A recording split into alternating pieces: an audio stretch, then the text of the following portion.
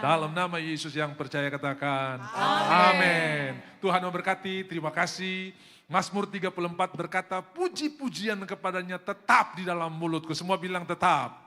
Situasi bisa berubah, puji-pujian tetap. Kondisi bisa berubah, ucapan syukur tetap. Di dalam Mazmur 34 dari Daud pada waktu ia pura-pura gila di hadapan Abimelek. Kalau orang pura-pura gila, waras atau gila? Kalau orang pura-pura gila berarti waras. Kalau orang pura-pura waras berarti gila. Gitu ya. Kalau orang pura-pura sakit berarti sehat. Kalau orang pura-pura bodoh berarti Alkitab Amsal berkata bahkan orang bodoh pun kalau dia diam dianggap berhikmat, saudara-saudara ya. Jadi jangan terlalu banyak bicara, lebih baik banyak memuji, saudara-saudara ya. Puji Tuhan, saya sempat ikuti salah satu klip dari Pak Derman, yaitu istri selalu bertanya pertanyaan yang sama berulang kali, saudara-saudara ya. Nah, ini sama seperti yang saya khotbahkan, karena istri tidak butuh jawaban, tapi mereka butuh kuota untuk mendengar, saudara-saudara ya. Satu hari 21.000 kata, jadi kalau suami hanya menjawab ya, tidak, habis kok ditanya terus, saudara-saudara ya. Sampai saya bilang sama istri saya, pertanyaan yang sama sudah engkau tanya 5 kali dalam 1 jam. Dan saya menjawab semuanya. Kenapa? Karena saya cuma jawab ya, tidak, saudara-saudara ya. Jadi kita bersyukur Tuhan menjadikan dua pribadi yang berbeda disatukan dalam satu mahligai, dan itu yang disebut harmoni. Semua bilang harmoni. Harmoni itu nada-nada berbeda yang disatukan dalam satu simfoni. Ada yang do, ada yang mi, itu harmoni. Kalau semua do, itu monoton, saudara. Coba tanya di kiri kanan, ketong dua monoton atau harmoni? Nah, kalau satu do, satu mi, harmoni, saudara-saudara ya. Jadi Bapak Ibu bersyukurlah karena ini dua pribadi yang berbeda dan kita tidak memaksakan dia harus menjadi sama seperti saya. Dan saya juga harus tidak memaksakan dia menjadi sama seperti dia. Doa yang benar adalah Tuhan berikan kekuatan untuk bisa hidup dengan pasangan yang berbeda. Yang satu perasaan dominan, yang wanita, yang pria pikiran dominan. Lihat kalau rapat yang usul perempuan pasti ngomongnya begini, saya rasa gitu ya. Kalau yang ngomongnya pria, saya pikir gitu kan. Bukan berarti perempuan tidak punya pikiran dan laki-laki tidak punya perasaan, tidak saudara-saudara ya. Tapi yang mendominasi mereka adalah berbeda dan itu yang disebut dengan kebaikan Tuhan. Haleluya. Sudah tahu penderitaan itu bisa mendatangkan ketekunan, gitu. Sebetulnya saya lebih suka pakai pergumulan, ada pergumulan karena dalam Roma pasal 5 itu ya penderitaan itu menghasilkan atau mendatangkan ketekunan. Sebetulnya itu bahasa lama, bahasa baru itu pergumulan. Ada sini suami yang bilang begini, aduh saya menderita menikah dengan kau, sudah. Itu bahasa yang salah, sudah ya. Justru karena kehadiran kau, saya diubah menjadi tekun, sudah. Tekunan itu adalah produk dari sebuah pergumulan. Lalu ketekunan menghasilkan pengharapan. Lalu ayat 5, pengharapan tidak mengecewakan karena kasih Allah telah dicurahkan kepada kita. Bagaimana cara mencurahkan? Dengan memberikan anaknya bagi kita semua. Nah, kabar baik saudara-saudara bahwa kita akan mengalami berkat menonton masalah. Cerna dulu baik-baik. Kita akan mengalami berkat tapi menonton masalah. Amin. Jangan balik, mengalami masalah menonton berkat, saudara-saudara ya. Artinya kalau mengalami masalah itu masalah terus berkatnya jauh gitu. Tapi kalau mengalami berkat, tiap hari kita diberkati dan kita hanya menonton masalah. Saudara tahu jalan yang sama yang Tuhan belah buat orang Israel itu menjadi jalan berkat. Orang Israel mengalami berkat, bukan menonton berkat. Tetapi ketika orang Mesir ditenggelamkan di jalan yang sama, mereka menonton. Jadi gereja Tuhan dengarkan, kita mengalami berkat, menonton persoalan. Bukan terbalik mengalami persoalan, menonton berkat. tanamkan ini dalam roh saudara, bahwa Tuhan sudah siapkan berkat yang luar biasa buat kita semua. Yang percaya katakan amin. Bahkan di tengah pergumulan pun Tuhan siapkan berkat yang luar biasa. Markus pasal 4 ayat 35, pada waktu hari sudah petang, Yesus mengajak mereka, mari kita menyeberang ke seberang. Dalam bahasa Inggris disebut bilang Passover, ya. Semua kita akan melewati dengan Passover. Masalah di bawah, kita di atas, bukan tenggelam di dalam masalah. Di Jakarta ada yang namanya flyover, ya. Flyover itu jalan layang. Begitu kau lewat di jalan layang, itu di bawah ancur-ancur macet, kau tidak terkena macet, saudara-saudara ya. Sekarang ada jalan layang MBZ, saudara, kurang lebih 39 kilo. Itu mulai dari kilo 10, dan kalau dari Jakarta, sampai kilo 49, saudara-saudara ya. 49 sudah turun di Kerawang Timur. Kalau saudara mau ke Kerawang Barat bisa lewat bawah, tapi kalau saudara mau ke Bandung, lewat flyover ini khusus kendaraan kecil dan saudara-saudara bisa sampai ke tujuan jauh lebih cepat. Dan Tuhan berkata kita akan flyover, kita akan Passover. Semua persoalan di tahun 2024 ini kita akan Passover. Semua bilang amin. Tuhan tidak bilang begini, mari kita tenggelam di tengah jalan, mari kita tenggelam di tengah pelayaran, tapi mari kita menyeberang ke seberang. Dan kalau dia berkata menyeberang, saudara pasti menyeberang 2024, saudara pasti menyeberang bulan ini dengan selamat, saudara pasti menyeberang bulan depan dengan selamat, karena masalah ada expire-nya, kebaikan Tuhan tidak ada expire-nya. Yang percaya katakan amin. Tinggal berapa hari lagi kita mengakhiri bulan yang kelima, dan kita akan masuk bulan terakhir semester pertama. Tanggal 2 Juni sudah bulan baru. Minggu depan. Kalau dengar bulan baru, beberapa orang jantungnya mulai terpukul. Aduh, jatuh tempo lagi ini nih. Aduh, dengarkan, kita akan Passover. Semua bilang Passover. Jadi saya ingin kasih tips buat saudara. Kalau waktu malam engkau tidak bisa tidur, jangan merenungkan kegagalan yang 5 jam lalu, jangan merenungkan masalah yang baru terjadi hari kemarin, mulai tanya Tuhan, pewahyuan apa yang kau mau bicara buat saya? Bisa bilang amin? Ini tadi pagi gara-gara minum kopi terlalu kencang ini nih, makanya saya tidak bisa tidur. Berterima kasihlah, terima kasih kopi karena malam ini saya akan dapat pewahyuan. Berhenti persalahkan kopi, berhenti persalahkan terlalu lama tidur siang kau, itu makanya kau susah tidur malam, saudara-saudara ya. Berhenti persalahkan karena udah kau bisa mengubah tidak tidur malam menjadi berkat yang luar biasa. Ada satu raja di dalam kitab Esther 6 ayat 1, pada malam itu raja tidak bisa tidur. Lalu dia suruh baca, bahasa Inggris bilang Chronicles, ya, sejarah. Kalau saudara baca di Alkitab, Chronicles itu adalah kitab tarik, ya, cerita-cerita yang diurut menurut kronologi. Itu disebut tawarik, ya, tarik Masehi, tawarik, itu kira-kira begitu ya. Tarik Chronicles, ya, kronologi, ada krononya, saudara-saudara. Nah, tolong baca buku sejarah. Saudara tahu sejarah dalam bahasa Inggris disebut his story. Di spelling his Tuhan, dia, story, ceritanya Tuhan. Jadi berhenti merenungkan kegagalan, mulai renungkan kebaikan Tuhan yang kau alami. Alkitab tulis kalau engkau tidak bisa bersyukur dalam sehari, maka buruklah ingatanmu terhadap kebaikan Tuhan. Kenapa? Lebih banyak dari rambut di kepalamu. Amin. Saya belajar bersyukur untuk hal-hal kecil sampai Tuhan bukakan hal-hal yang luar biasa. Kalau saya pergi ke pasar atau pergi ke kantor atau bagaimana, terima kasih Tuhan. Saya sudah tiba dengan selamat di tempat ini. Sebelum turun dari motor, dari mobil, terima kasih Tuhan. Bukan karena saya pintar menyetir, tapi karena Tuhan memberikan perlindungan. Sebab yang celaka-celaka di jalan itu bukan orang-orang yang baru kemarin menyetir. Yang jago-jago SIM-nya sudah SIM 10 tahun lebih. Dia bukan tabrak orang yang tabrak dia, saudara-saudara ya.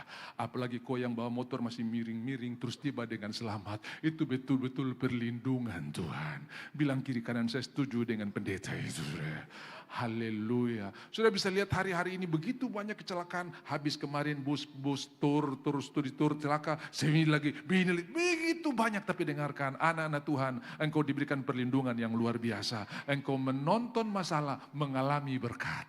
Engkau menonton persoalan, mengalami berkat. Engkau mengalami berkat, engkau menonton masalah. Taruh ini dalam roh saudara. Begitu banyak musuh yang dihadapi oleh orang Israel. Mereka tidak punya persenjataan yang luar biasa. Mereka budak yang capek, mereka budak yang baru dicambuk, bahkan mereka diberikan pekerjaan yang jauh lebih berat daripada sebelum Musa tampil stabil. Tapi pada malam waktu mereka keluar, Alkitab bilang tidak ada yang sakit rematik, tidak ada yang sakit lutut. Kenapa? Habis mereka perjamuan, saudara-saudara. Mereka keluar dengan kekuatan yang luar biasa. Semalam-malaman mereka berjalan, sampailah mereka di tepi laut Teberau. Dan bertemu orang Israel berkata, ini kuburan kami, bawa pulang kami. Kenapa? Karena daripada mayat kami terapung di sini dan tidak ada anak-anak yang bisa mengingat di mana kami dikuburkan. Lebih baik kami balik ke Mesir dan mati terhormat, karena tiap 25 Desember ada keluarga yang bisa ambur bunga dan pasang lilin. Biasakan begitu saudara ya, 25 Desember tidak apa-apa saudara pergi pasang lilin sekaligus lihat kuburan yang sudah kotor,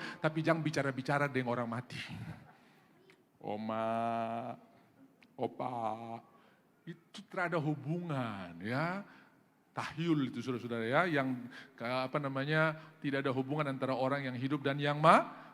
Jadi kita mesti latih ini terus, ya sudah datang aja, tapi sudah lebih daripada itu tidak ada yang bicara-bicara saudara ya. Tidak, karena nanti saudara akan terikat dalam sinkritisme ya, kepercayaan-kepercayaan yang berbeda dan itu akan mengikat saudara. Nah, Bapak Ibu yang dikasihi oleh Tuhan, dalam perjalanan itu orang Israel melihat begitu banyak tantangan, tetapi Tuhan lebih daripada tantangan yang saudara hadapi.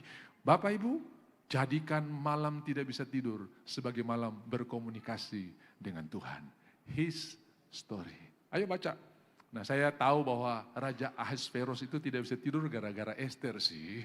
Ya, karena waktu Esther sesudah puasa 3 hari menghadap kepada raja atas permintaan Mordekai, dan Esther bilang, puasa buat saya karena Raja Sulama terpanggil saya, dan kau tahu hukum di sini, hukum di media Persia, kalau orang datang kepada raja tanpa dipanggil hanya ada 2 kemungkinan, hidup atau mati. Kalau raja mengunjukkan tongkat berarti hidup, dan saya sudah lama tidak dipanggil, berdoalah buat saya juga akan berpuasa di sini. Dan pada hari ketiga ketika Esther datang, raja mengunjukkan tongkat emasnya dan berkata, hai Esther, apa yang kau minta daripadaku, setengah dari kerajaanku akan kuberikan kepadamu. Datanglah pada perjamuanku, datanglah pada perjamuan makan yang sudah saya buat, engkau dan Haman saja. Lalu pagi-pagi itu lalu mereka datang, lalu sementara makan ya, mungkin lagi makan dessert, si raja bertanya, hai Esther, apa yang menjadi permintaanmu, setengah dari kerajaan akan kuberikan kepadamu. Esther bilang begini, ini raja tunggu-tunggu nih dia mau ngomong. Datanglah pada perjamuan besok lagi. Aduh, sudah pernah nonton Indonesian Idol atau American Got Talent ya? Pada waktu pengumuman pemenang. Dan pemenangnya adalah teong, teong, teong, teong, teong, teong. Tiba-tiba MC bilang, kita tunggu iklan berikut. Udah, gitu kan. Nah itu Esther ternyata gayanya ditiru sama itu MC itu sudah ya. Ya raja sudah tunggu, apa? Teong, teong, datanglah besok. Nah malam itu mungkin raja gak bisa tidur gara-gara Esther gantung permintaannya. Dia minta apa ini gitu ya. Saudara-saudara, mungkin ada permohonanmu yang sementara digantung. Berhenti merenungkan kegagalan, berhenti merenungkan masalah. Tanya Tuhan, kira-kira ada pewahyuan apa yang kau bicara buat saya ini. Haleluya. Dan Alkitab tulis, engkau akan menikmati hidup yang berkualitas. Kata kitab Ayub, engkau akan pergi tidur dengan damai sejahtera. Jadi Bapak Ibu, di tangan saudara Bapak Ibu ada roti dan anggur, saudara. Ya, minggu lalu kita perjamuan, minggu ini kita perjamuan. Sebetulnya orang Israel makan mana itu tiap hari. Lalu Yohanes pasal 6 berkata, inilah mana atau roti yang turun dari surga, yaitu tubuhku ini. Nah, nenek moyang kamu mendapat mana yang diberikan oleh Bapakku tiap hari. Saudara-saudara, memang ini punya pengertian yang rohani dan juga yang jasmani. Karena kitab Ayub 17 berkata, hikmat punya 2 pengertian. Pengertian rohani dan pengertian jasmani. Pengertian rohani, setiap pagi kita mesti makan firman Tuhan. Setiap pagi kita mesti terima roti surga. Roti surga, roti surga, jadilah makananku, jadilah makanan. Itu lagu lama saudara-saudara ya. Lalu ada orang punya komitmen, no Bible, no breakfast. Kalau tidak ada baca Alkitab, tidak akan sarapan pagi. No Bible, no breakfast. Betul, itu rohani. Tetapi juga ada yang jasmani, yaitu kita menikmati tubuh dan darahnya. Bisa bilang amin? Hikmat punya dua sisi, saudara-saudara ya. Lalu ketika Tuhan memberikan mina kepada 10 orang, masing-masing satu mina. Mungkin ada orang berkata, Pak itu kan bicara tentang kesetiaan. Benar, kita mesti setia dengan apa yang sudah Tuhan berikan buat kita. Tapi kalau kita mengerti kenapa Tuhan tidak pakai domba, kelinci, kambing, tapi dia pakai mina, berarti dia lagi bicara serius bahwa ini uang. Sudah tahu di Alkitab ada 500 kali disebutkan tentang doa, tapi lebih dari 2000 disebutkan tentang uang. Jadi ini dalam perjalanan Tuhan pergi ke Yerusalem, dia mau gerejanya diberkati.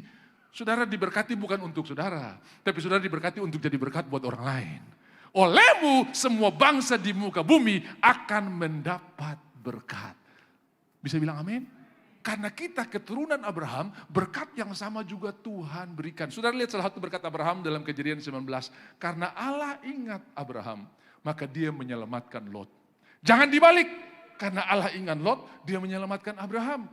Dengarkan, karena Allah ingat saudara, maka mertuamu, iparmu diberkati. Jangan balik saudara, kita ini jadi orang yang melepaskan berkat. Bukan menerima berkat, tapi melepaskan berkat. Karena orang itu diberkati. Karena orang itu dikuatkan. Setuju katakan amin. Itu berkat Abraham. Tuhan berjanji dalam Kejadian 12. Aku akan berkati engkau dan olehmu semua bangsa di muka bumi akan mendapat berkat. Siapa yang berkati engkau akan diberkati. Siapa yang mengutuk engkau akan. Dan Tuhan berjanji di dalam Galati pasal 3. Siapa yang ada di dalam Kristus, ia pun keturunan Abraham. Lukas 19, orang ini pun keturunan Abraham. Siapa? Sakeus. Saya putar-putar Papua, gunung, lembah, pantai, pedalaman, cari orang nama Sakeus. Susah sekali, susah. Bahkan ada ibu hamil, saya tanya, sudah USG? Ya sudah. Anaknya laki perempuan? Laki. Mau namain Sakeus? Nggak mau Pak. Semua menolak. Padahal Sakeus itu artinya tidak bersalah. Nah saudara, sampai hari ini di pengadilan Israel, kalau ada satu terdakwa yang setelah dibuat penyidikan dan pada persidangan dinyatakan tidak bersalah, maka dia akan berkata, Zaki tidak bersalah. Itu Sakeus, saudara-saudara. Jadi Sakeus itu artinya tidak bersalah. Bapak Ibu, saudara. Jadi boleh direkomendasikan kalau ada cucumu yang lahir laki-laki, namain Sakeus, saudara. Karena Sakeus itu artinya yang suci, yang mulia, tidak bersalah, saudara. Karena tidak ada satu orang tua yang pikir nama jelek buat anak, betul tidak ya? Ya kan kita akan pikir sampai-sampai kalau anak pertama itu referensi dari pendeta, referensi dari teman, referensi dari keluarga, referensi dari buku. 5 paling kurang, saudara-saudara ya. Sampai guru bilang mau tulis ijazah bagaimana dia anak pun nama panjang sekali, saudara-saudara ya. Saking sayangnya kita akan beri nama yang terbaik, bahkan kita berdoa cari arti ini, arti ini. Saudara-saudara, begitu juga orang tua Sakeus akan memberi yang terbaik. Jadi ini dalam perjalanan terakhir pergi ke Yerusalem sebelum dia bercerita tentang Sakeus, dia bercerita tentang mina. Nah mina ini 3 bulan gaji. Makanya Bapak Ibu kita akan lihat ya, Roma pasalnya yang ke-12. Tidak ada alasan bagi kita untuk mengorbankan, mengasihi Tuhan, tidak mengasihi Tuhan, untuk tidak kenapa? Segala sesuatu sudah disiapkan oleh Tuhan. Roma pasalnya yang ke-12, semua bilang karena itu. Nah, kenapa karena itu? Karena ada hubungannya dengan Roma pasal 11 ayat 36. Sebab segala sesuatu itu dari Dia, segala sesuatu adalah dari Dia, dan oleh Dia, dan kepada Dia, bagi Dialah kemuliaan sampai selama-lamanya. Karena itu, nah, jadi ada penyebabnya di awal. Karena itu, Bapak Ibu, saya sudah cerita buat saudara-saudara bagaimana saya begitu menghargai napas ini karena punya beberapa pengalaman yang sangat-sangat menyentuh. Mazmur 150 ayat yang ke-6 berkata, biarlah semua yang bernapas, pujilah Tuhan, haleluya. Nah, ini saya cerita ulang buat saudara ketika saya masih muda pergi pelayanan. Waktu itu kami mendoakan seorang ibu yang akan melahirkan anak yang ketiga, orang kaya, bisa sewa satu pavilion di rumah sakit privacy, tidak ada orang lain yang nebeng di sana. Lalu dokter masih bingung untuk memutuskan apakah lahir normal atau dioperasi sesar karena ibu ini punya hipertensi. Semua orang tahu ibu-ibu yang mengandung atau melahirkan kalau punya hipertensi berisiko, saudara ya, berisiko sekali. Jadi waktu kami habis berdoa, dokter visit, kemudian dokter mulai kop sana, kop sini, kop sana. Dia ketakutan. Waktu dia ketakutan, tensinya naik. Dan akhirnya salah satu pembuluh darah yang di otak ini, pembuluh darah lemah-lemah kecil-kecil, itu pecah. Langsung game over. Betapa terkejutnya dokter karena tiba-tiba dia mati. Lalu dokter ingin menyelamatkan anak yang ada di dalam kandungan itu dengan melakukan operasi tercepat yang mungkin pernah ada di muka bumi. Karena tidak lagi dorong ke ruang operasi sebab orang sudah mayat. Tidak lagi panggil dokter anestesi karena mau dibius apanya saudara-saudara ya. Ini sudah mayat. Dia berteriak kepada suster, ambil pisau. Pisau operasi maksudnya. Dong lari-lari dari kamar bedah. Bawa pisau di ruang di mana dia dirawat saudara-saudara ya. Di mana dia tidur. Langsung dilakukan operasi tercepat hanya untuk menyelamatkan anak yang di dalam kandungan. Saudara tahu anaknya hidup. Tapi sayangnya oksigen terlambat naik ke otak hanya sepersekian detik. Kenapa? Karena plasenta itu menyuplai nutrisi dan juga oksigen dan juga sampah-sampah saudara-saudara ya. Dan karena ibunya sudah meninggal, stuck, oksigennya stuck. Dan saudara-saudara anak itu hidup tapi otaknya tidak bisa berfungsi. Hari ini kalau dia kuliah mungkin semester 4 atau 5. Tapi dia tidak bisa kerja sendiri, tidak bisa pakai baju sendiri, tidak bisa makan sendiri. Harus ditolong oleh orang lain. Dengan kasus itu saya menyadari betapa besarnya oksigen itu dalam hidup kita. Jadi tidak salah kalau Alkitab bilang biarlah semua yang bernapas pujilah Tuhan karena segala sesuatu dari Dia, oleh Dia dan kepada Dia. Di rumah saudara ada meter listrik yang mencatat berapa kilowatt hour entah prabayar atau pasca bayar ya. Di rumah saudara ada juga meter PDAM yang mencatat berapa meter kubik air yang saudara pakai memasak, mencuci, mandi dan sebagainya. Lalu saudara bayar ke PDAM. Saudara sampai hari ini Tuhan tidak utus malaikat dari surga pasang meter di ketumpung hidung untuk hitung berapa oksigen yang kita pakai. Sudah bisa bayangkan, saya bayangkan satu waktu kalau misalnya Tuhan bikin barang itu di Jayapura, maka saya harus belajar yang namanya hemat oksigen. Satu kali tarik, tahan, supaya meter terberjalan. Lari pagi, ancor kopu meter lari. Oh ya habis dia lari kayak, gitu. Jadi saya kalau ada orang telepon tidak bisa angkat, kenapa? Lagi hemat oksigen, karena lagi tahan napas. Nah, saudara tahu ketika oksigen terlambat, apa yang terjadi? Kasus yang saya baru cerita tadi. Karena semua dari Dia, udara dari Dia, gratis. Sampai hari ini Tuhan tidak pernah lupa mengatur tumbuh-tumbuhan untuk tetap mengeluarkan oksigen supaya manusia bisa bernapas. Ibrani 1 ayat 3, Ia menopang alam semesta ini dengan firman-Nya. Tumbuh-tumbuhan, tetap keluarkan oksigen. Dia menopang dengan firman-Nya. Orang-orang yang ada di dok 8, dok 9 tidak pernah beli makanan untuk kasih makan kawalinya ekor kuning dan cakalang di laut. Mereka hanya cari uang, cari jaring, cari kail, pergi tangkap. Tuhan pelihara ikan-ikan itu di sana. Bisa bilang amin? Saya belum pernah lihat, saya mau pergi ke kasih makan kawalinya supaya tetap ada. Gak ada, saudara, gak ada. Ditangkap terus ada, ditangkap terus ada, ditangkap. Setiap kali saya pergi ke pasar saya bilang, ini ikan-ikan berhamburan, ini berjubel kayak begini. Kok tiap hari bisa ada? Tuhan menopang dengan firman-Nya. Segala sesuatu dari Dia. Bisa bilang amin? Jangan bilang ini karena saya hebat, ini karena saya kuat. Saudara-saudara, orang yang mengandalkan Tuhan diberkati. Puji Tuhan, andalkan Tuhan dalam segala hal. Karena Dia Tuhan ahli dalam segala bidang. Saya dengar ada seorang mahasiswa pintar. Untuk bidang-bidang eksak, jangan tanya dia. Fisika, kimia, matematika, kalkulus, diferensial. Ini saking hebatnya, dosen banyak minta bantuan mahasiswa ini untuk ganti dosen kalau berhalangan. Lalu saudara giliran ulangan, ujian akhir. Dikumpul dari tiap sivitas, dari tiap fakultas lalu kumpul. Kemudian dia berdoa begini, Tuhan Untuk bidang-bidang ini kau tak usah campur tangan. Saya pasti lulus. Saudara belum pernah lihat doa sombong kayak begini, saudara ya. Dan betul dia bangga sekali dengan kemampuannya dia. Dan hari itu dosen semua bingung. Karena dia yang pernah menggantikan dosen untuk mengajar tidak bisa menjawab apa-apa. Dia bilang begini, di sini tahu, tapi mau omong tidak bisa. Makanya segala satu dari dia itu benar, saudara, benar. Karena kasihan dengan ini mahasiswa yang bisa jadi bodoh kayak begitu, dikasih dispensasi. Oke, yang lain jawab, kau pakai potlot atau pena, dikasih kertas dan pena. Di sini tahu, mau tulis tidak bisa. Nol besar. Pulang, dia bilang Tuhan ampuni. Sekarang saya baru tahu, kalau saya mengandalkan sampai kekuatan, nol besar. Dan saya mau mengandalkan Tuhan. Giliran ujian satu mata kuliah yang dia paling tidak suka karena hafal-hafal dan dosennya sedikit killer sebab 50 buku yang di satu lemari itu harus dipelajari semua dan dia akan datang gambling.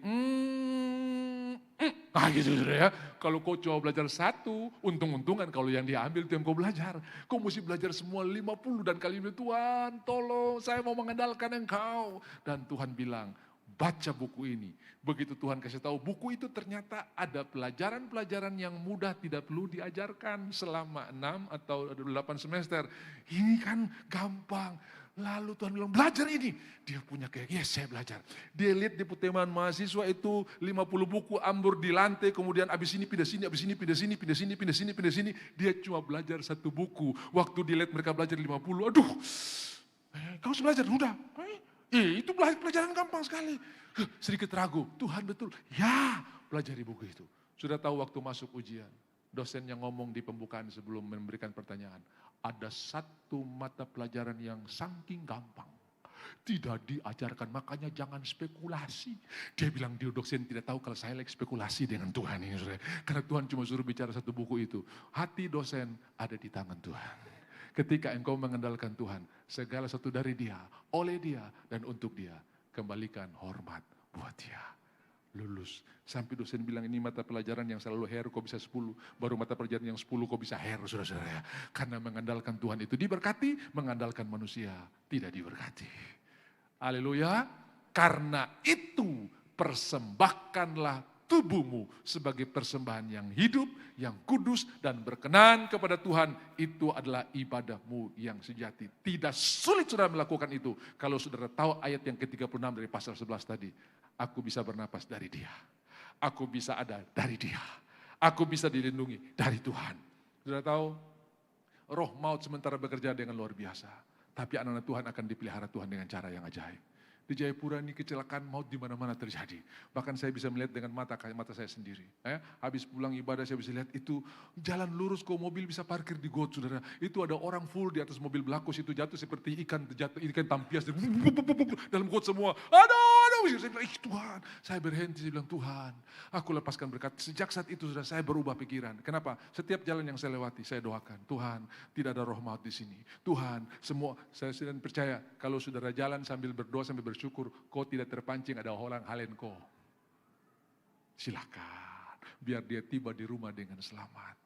Tapi kalau kau pakai motor baru 200 cc yang halen mio, saudara, rasa kecil kalau kita tidak kejar dia. Ya, toh? Ingin tunjukkan kalau sapu cc ini juga besar. Kau cuma kecil begitu mau gertak-gertak saya, kau ada yang langsung hilang.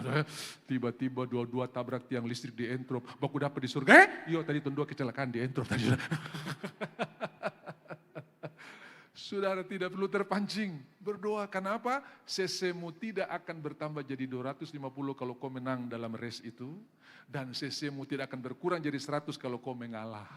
Tetap 200, setuju katakan amin. Kau pun nilai tidak berubah. Bilang kiri kanan saya setuju dengan pendeta itu. Haleluya. Mau kau dihargai kah tidak dihargai, nilaimu tidak ditentukan oleh apa kata orang. Tapi apa kata Tuhan. Berhentilah merenungkan kata orang. Tetaplah renungkan firman Tuhan. Bisa bilang amin. Tepuk tangan buat Tuhan kita yang luar biasa. Karena itu persembahkanlah tubuhmu sebagai persembahan yang hidup, yang berkenan kepada Allah, itulah ibadahmu yang sejati. Lalu ayatnya yang kedua dikatakan begini, berubah, janganlah kamu menjadi serupa dengan dunia ini, tapi berubahlah. Kata berubah di sinilah metamorfos. Saudara tahu metamorfos itu terjadi bukan karena usaha atau kekuatan satu orang atau kekuatan daripada orang itu, tapi itu secara alami terjadi dari dari telur jadi ulat, ulat jadi kepompong, kepompong jadi kupu-kupu. Kita sementara berubah ke arah yang lebih baik dan tidak pernah ada kepompong balik jadi ulat, ulat balik jadi telur, tidak ada. Sekali dia jadi kupu-kupu, dia akan mati sebagai kupu-kupu. Dia tidak mati sebagai kepompong, dia tidak mati sebagai ulat, dia tidak mati sebagai telur. Saudara-saudara, kadang-kadang kupu-kupu itu bisa jatuh di sampah, tapi dia tetap kupu-kupu. Kadang-kadang kupu-kupu itu bisa diterpa angin, tapi dia tetap kupu-kupu. Saudara, nilai saudara tetap tidak berubah. Walaupun saudara ada di tempat yang berbeda, nilai saudara tetap tidak berubah. Saudara tahu emas, kalau dia jatuh di comberan, apakah dia jadi perak? Tetap emas. Emas begitu jatuh di got kena becek, apakah dia berubah menjadi tembaga? Tetap emas. Tinggal ambil emasnya, cari selang, semprot sedikit, mengkilat lagi. Tinggal datang di gereja, pendeta semprot dengan firman Tuhan, mengkilat lagi. Makanya saya lihat sekarang saudara mengkilat semua saudara-saudara ya. Bilang kiri kanan, kok kelihatan mengkilat saudara. Kenapa? Firman Tuhan semprotku. Saudara-saudara, orang yang dapat firman Tuhan itu dapat cahaya yang luar biasa. Tujukanlah pandangmu kepada Tuhan, maka mukamu akan berseri-seri dan tidak mendapat malu tersipu-sipu. Mazmur pasal 34. Saudara-saudara yang dikasihi oleh Tuhan, waktu saudara memandang Tuhan, saudara akan menjadi sama seperti dengan apa yang saudara pandang atau saudara lihat. Saya lihat jam ini saudara-saudara, kadang-kadang kalau saking ngomong enak, Tuhan tolong. Ini baru judul saudara-saudara ya. Tapi biasanya saya suka berdoa sesudah judul disampaikan. Jadi jangan takut. Tuhan Yesus sangat baik. Yang percaya katakan amin. Karena semua dari dia akan bawa kita ke arah yang jauh lebih baik. Nanti saya akan maju sedikit lagi ya. Jadi berusaha untuk berubah itu bukan tugas kita. Tugas kita melayani, tugas kita mengiring Tuhan. Dan tanpa sadar kuasa yang Tuhan curahkan mengubahkan kita. Dari seorang penakut menjadi seorang yang berani. Dari Petrus yang menyangkal menjadi Petrus yang berkata, pilih mana yang baik menurut kamu. Berbicara menyenangkan manusia atau menyenangkan Tuhan. Kami tidak akan berhenti berbicara tentang nama Yesus. Dia telah berubah menjadi kupu-kupu. Oleh apa? Anugerah Tuhan. Jadi kalau kau berusaha untuk berubah, saya mau berubah nih, hari ini saya mau berubah. Itu Power Ranger, saudara saya, berubah. Saya pernah berusaha berubah. Dan saya terjebak dalam Roma pasal 7. Aku ingin berbuat yang baik, tapi jahatlah yang ku perbuat. Di sini saya tahu, tapi di perbuatan beda. Ini namanya psikosomatik. Ya, pikir lain, tindakan lain, saudara-saudara ya. Ya, di hati lain, di tindakan lain. Nah, Bapak Ibu, saya pernah dijuluki pendeta cerewet. Pak Nobel ini cerewet sekali, kami masih berkantor. Dan dia punya besok, saya renungkan perkataan itu. Dan saya akan bilang begini, hari ini saya akan berusaha sekuat tenaga untuk tidak cerewet. Berhasil saudara. Jam 9 mau cerewet, tahan. Jam 10 mau cerewet, tahan. Jam 12 mau cerewet, tahan. Sampai kantor berakhir. Kali ini ku lain sekali. Dia pun besok 2 kali lipat jebol saudara-saudara ya. Kenapa saya hanya berusaha dengan kekuatan sendiri. Tapi ketika saya belajar menyerahkan hidup buat Tuhan. Tuhan mengubah dari telur menjadi ulat. Ulat menjadi kepompong. Kepompong menjadi kupu-kupu. Bukan dengan usaha, tapi dengan anugerah Tuhan. Makanya Paulus bilang sesuai dengan anugerah yang diberikan kepada saya. Ayat selanjutnya. Ayat yang ketiga. Berdasarkan kasih karunia, Alkitab TB2 berdasarkan anugerah, ya. Jadi semua kita ini cuma karena kasih karunia. Semua kita cuma karena kasih karunia. Saya ini jadi pendeta juga cuma karena kasih karunia. Karena kalau mau bilang faktor pendukung jadi pendeta tidak ada, saudara-saudara ya. Bicara tidak bisa, minder nomor 1. Kalau teman tidak paksa ikut vokal grup saya tidak akan pak. Karena don't tahu saya bisa main gitar saja, saudara ya. Tolong katon tertawa ya, saudara. Dan begitu tampil ke depan dari semua vokal grup saya paling gugup. Itu sebabnya fokus saya cuma 2. Kalau bukan plafon lantai. Lihat orang jatuh, saudara-saudara ya. Mindernya minta ampun. Lalu Tuhan panggil jadi pendeta. Kenapa? berdasarkan kasih karunia. Bukan berdasarkan kehebatan saya. Saya ingat ada seorang kontraktor, pintar dalam menghitung waktu. Satu waktu dia dapat pengadaan dari sebuah instansi cukup besar dan kontraknya itu kirim pesawat. Sementara waktu penyelenggaraannya, waktu pengadaannya itu 3 bulan. Dan dia pesan dari Surabaya, itu saudara-saudara, dia tanya adiknya, kapal dari Surabaya sampai di sini berapa lama? 1 minggu paling lama. Dia bilang, masuk, isi di kapal. 3 bulan saudara. Kontraknya pesawat, isi menaik di kapal, sudah bisa bayangkan dia punya range perbedaan harganya jauh sekali antara pesawat dengan kapal. Dia sudah senang-senang, jatuh tempo masih 3 bulan, kapalnya sudah berlayar dari Surabaya, dia sudah pergi Dharma Wisata. Kenapa? Cuannya gede, cuannya besar. Saudara, sampai di perairan Parepare, kapal mogok. Selidik punya selidik. Onderdil mesti pesan dari Jerman. Yang dia prediksi dalam tempo 1 bulan paling lama, barang sudah ada. Lewat 3 bulan. Dia kena penalti. Dan dia bilang kalau tahu begitu saya suruh kirim pesawat, tetap masih untung kirim pesawat saudara-saudara ya. Karena hitung-hitungan kita kadang-kadang bisa meleset. Tapi hitung-hitungan Tuhan tidak pernah meleset. Setuju, katakan amin. Haleluya. Kalau saudara percaya, tepuk tangan buat Tuhan kita. Berdasarkan kasih karunia. Jadi jangan lakukan segala sesuatu berdasarkan otakmu, tapi berdasarkan kasih karunia. Paulus berkata berdasarkan karunia, aku berkata kepadamu, kepada setiap orang di antara kamu, janganlah kamu memikirkan hal-hal yang lebih tinggi daripada yang kamu pikirkan. Ini bukan soal berkat saudara ya, ini bukan soal material, bukan. Tapi ini soal panggilan masing-masing kita yang berbeda. Artinya begini, karena di bawah dia bilang, sebagaimana kita ini satu tubuh, ya sebagaimana kita ini satu tubuh dan banyak anggota. Coba lihat ayat selanjutnya dulu, ya ayat yang keempat. Supaya saudara tahu dasar, sebab sama seperti pada satu tubuh. Jadi masing-masing kita ini punya panggilan beda-beda. Artinya begini, kaki jalankan tugasnya sebagai kaki. Memang kaki berusaha jadi mata, ada saatnya. Kalau mata kena debu, kan kaki bisa jadi mata toh? Oh tangga. Tapi tidak bisa selama-lamanya dia begitu. Itu sebabnya saudara-saudara, jalankan fungsi dan tanggung jawab saudara masing-masing dengan karunia Tuhan di bidang yang Tuhan percayakan. Tangan, saya lihat yang sama anggotanya saja tidak pernah berantem, apalagi beda saudara-saudara. Pernah lihat tangan kanan dan tangan kiri berantem? Akur. Saudara ulang tahun, mereka bawa kado, yang terima tangan kanan. Puji Tuhan, terima kasih. Begitu buka, jam tangan, yang pakai tangan kiri. Dan tangan kanan terprotes, saya yang capek-capek terima, kok yang pakai enak-enak. Tidak, sama-sama.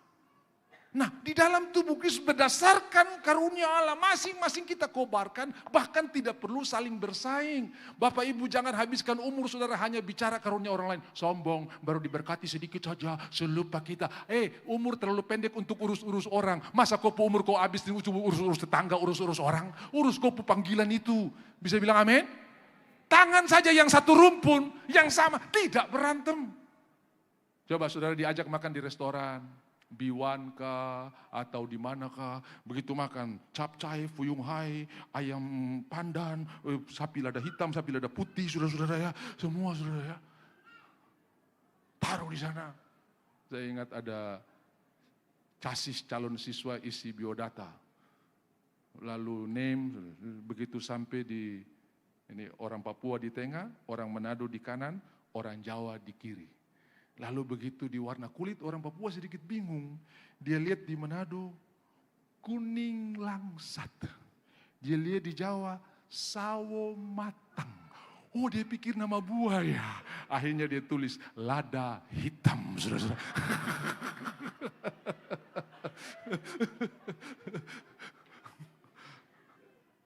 Saudara makan capcay, fuyung hai yang enak-enak di atas meja. Giliran makan di restoran di rumah makan. Tugasnya tangan kanan. Begitu perut kenyang, bagian pelepasan, saudara-saudara. Tangan kiri yang kerja. Dan tangan kiri tidak pernah protes. Kau cuma urusan capcay, saya urusan sampah saja. Tidak, saudara-saudara ya. Aman. Dengar khotbah ini sudah jadi aman dengan temanmu yang beli mobil duluan, ya toh? Yang dapat motor duluan, dapat bonus. Tenang saja, karena kita satu anggota. Justru kalau dia dapat mobil duluan, kan kau bisa telepon, puji Tuhan. Ya hujan kau telepon saya, kau jemput saya. Bisa, karena satu tubuh itu mesti saling menunjang satu dengan yang lain. Amin. Mata, ini masih satu rumpun. Mata kiri, mata kanan, tidak pernah berantem. Kalau saudara lagi lur di satu lubang, kan satu mata tutup. Satu mata buka toh. Yang tutup tidak bilang, gantian, masa kau saja, gantian kah? Tidak, karena apa yang dilihat oleh mata kiri, itu juga yang dilihat oleh mata kanan. Karena sama seperti pada satu tubuh, jadi ini dibilang apa? Sebagai orang yang dapat anugerah dari Tuhan, jangan kamu memikirkan lebih, maksudnya apa? Kaki terus pikir jadi mata. Tangan terus pikir untuk jadi telinga. Masing-masing kita punya panggilan. Bahkan saudara berkomitmen lah. Saya tahu salah satu yang buat kita bisa perjamuan setiap minggu. Karena ada orang yang berkomitmen. Sesusah apapun saya tetap akan beli roti dan anggur. Mau dia di luar negeri kah, di manakah. Dia titip orang. Jangan lupa untuk bawa ke Jayapura. Jangan lupa. Kerjakanlah dengan tanggung jawabmu masing-masing. Ada orang saudara-saudara, bahkan uang terakhir pun dia punya karunia untuk menabur. Nanti sudah lihat ada orang yang punya karunia menasihati, ada orang yang punya karunia memberikan bimbingan, masing-masing saudara, masing-masing. Jadi saya tahu masing-masing kita hari ini ada di dalam anugerah Tuhan dan masing-masing saudara unik dalam kerajaan surga. Masing-masing saudara punya tanggung jawab. Sesusah apapun, saya tahu ini orang-orang ini, sesusah apapun mereka tetap akan menabur untuk pekerjaan Tuhan. Mereka punya komitmen yang luar biasa dan saya sudah lihat dengan mata kepala. Tidak ada orang yang melayani Tuhan hidupnya susah. Dari aku muda sampai tua, belum pernah aku lihat anak-anaknya meminta-minta roti. Bisa bilang amin. Haleluya. Saudara, kami pernah mengalami masa-masa sulit ketika ayah saya harus merelakan pangkatnya kepada orang lain. SK-nya sudah siap dibuat, sudah dibuat, karena kepala sekolahnya akan pensiun dan orang dengan pangkat tertinggi sesudah kepala sekolah adalah ayah saya. Dan posisinya memang wakil. Tiba-tiba Kanwil yang buat kebijakan ini punya keluarga. Anak buahnya bapak saya. Bukan surat SK buat ayah saya yang keluar. Surat anak buahnya dia ini. Yang halen ayah saya. Dan dia menerima itu dengan sukacita. Saya belajar. Oh ya. Itu legacy, warisan yang luar biasa. Yang pernah dia turunkan. Gak absen, datang. Tepat waktu. Satu waktu kakinya luka. Saya bilang dia tetap paksa pergi. Bagaimana caranya dia pakai sepatu? Ternyata satu kaki pakai sepatu yang tidak luka. Yang luka terpakai sepatu. Saya bilang ini peraturan. Ya peraturan sipil begini memang. Akhirnya dia pergi walaupun kaki satu tidak bisa pakai sepatu. Penghormatan terhadap panggilan dan tugasnya sangat luar biasa. Karena dia tahu Tuhan mengontrol segala sesuatu. Ada persoalan. Semua surat permohonannya tidak bisa ditandatangani oleh kepala sekolah. Karena pangkatnya lebih rendah. Apakah karir ayah saya mati? Kalau orang bilang habis sudah, saya mau naik bagaimana? Saudara, Tuhan kasih jalan keluar. Dia dikeluarkan, dipindahkan ke sekolah yang lebih bonafit. Dan pada waktu dia dipindahkan, dia diutus untuk mewakili sekolah dalam hal banyak hal. Dan begitu pulang, dia bawa sertifikat juara. Mewakili satu Indonesia, dia keluar dengan juara. Semua orang bertepuk tangan, terima kasih. Lalu pada periode berikutnya, dia diutus lagi. Semua teman-teman protes, loh ini kan peraturan yang sekali usul. Ya, kamu yang lain kalau diutus, pulang sondor A, sondor B, kau datang dan pergi seng A. Itu sudah orang-orang Ambon pun lagu saudara-saudara ya. Datang dan pergi. Pokoknya yang penting sudah pergi. Tapi ini bapak satu ini namanya Amos ya. Amos ini semua pertanggungjawabannya jelas. Akomodasinya sekian, uang makannya sekian, bahkan lebihnya pun dikembalikan. Lalu yang lebih luar biasa, selalu juara satu. Bagaimana mau utus kamu yang terdapat juara baru terdapat pertanggungjawaban lagi saudara-saudara ya. Sudahlah, sudah saya bisa melihat bagaimana cara Tuhan bekerja. Hal-hal yang hilang akan dikembalikan Tuhan berlipat kali ganda. Jadi kalau kopu karir lagi dipotong, kau belum selesai. Kau baru mulai yang baru. Amin. Aduh Pak, tak bisa terima. Pak, saya pada buat dulu baru. Kan saya mesti hormat dia. Kalau ada orang bawa hormat orang di atas biasa. Tapi kalau ada raja di atas segala raja, bisa hormat anak buahnya. Cuma Yesus yang bisa melakukannya. Kenapa? Yohanes, Kisah Rasul pasal 7. Stefanus berkata, aku melihat Yesus berdiri di sebelah kanan Allah. Alkitab tulis dia naik ke sorga duduk di sebelah kanan. Tapi hari itu Stefanus lihat dia berdiri. Tuhan menghormati orang-orang yang tetap percaya. Sampai ke hari terakhir, langkah terakhir. Dia hormat, saudara-saudara. Dia hormat. Tuhan yang sama juga sementara menghormati saudara. Alkitab tulis dia duduk, tapi dia menghormati saudara. Amin. Waktu saya habis. Haleluya. Pegang roti dan anggur.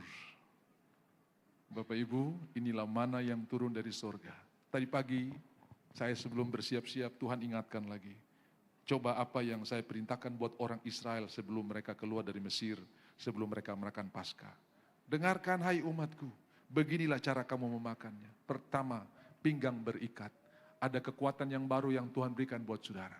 Pinggang ini kekuatan, ya. Kalau orang mau angkat barbel, kadang-kadang pinggang ini diikat. Lalu yang kedua, pinggang ini juga tempat reproduksi, ya toh? Benih-benih, ya. Engkau membentuk buah pinggangku, ya. Saudara-saudara yang dikasih oleh Tuhan, ada buah-buah kemenangan yang akan segera engkau hasilkan, bukan usahamu. Sudah tahu, mangga tidak pernah kasih keluar buah, tidak, ya. Anggur tidak pernah kasih keluar buah, tidak. Asal dia melekat pada pokok, buahnya keluar. Asal saudara melekat pada firman, tanpa tersadar, kau lebih sabar, ada buah yang keluar. Kenapa saya jadi tidak tersinggung? Itu buah yang sudah keluar. Pinggangmu berikat. Yang kedua, tanganmu ada tongkat. Tongkat bicara otoritas. Saudara, Tuhan berikan kuasa buat saudara untuk mengikat ular dan kalajengking. Engkau akan pass over, engkau akan berjalan di atasnya, bukan di bawah, tapi di atasnya. Yang ketiga, kakimu berkasut. Engkau layak berdiri di hadapan Tuhan. Di dalam perjanjian lama, Tuhan berkata kepada Musa, Keluaran pasal 3, tanggalkan kasutmu. Tapi dalam perjanjian baru, Lukas 15, pakaikan kasut buat anak ini. Karena dia layak berdiri di hadapanku. Saudara layak berdiri untuk menerima berkat Tuhan yang luar biasa. Mari kita pegang roti Tuhan. Inilah roti yang turun dari surga dan firman Tuhan berkata, bangkit berdiri bersama-sama. Siapa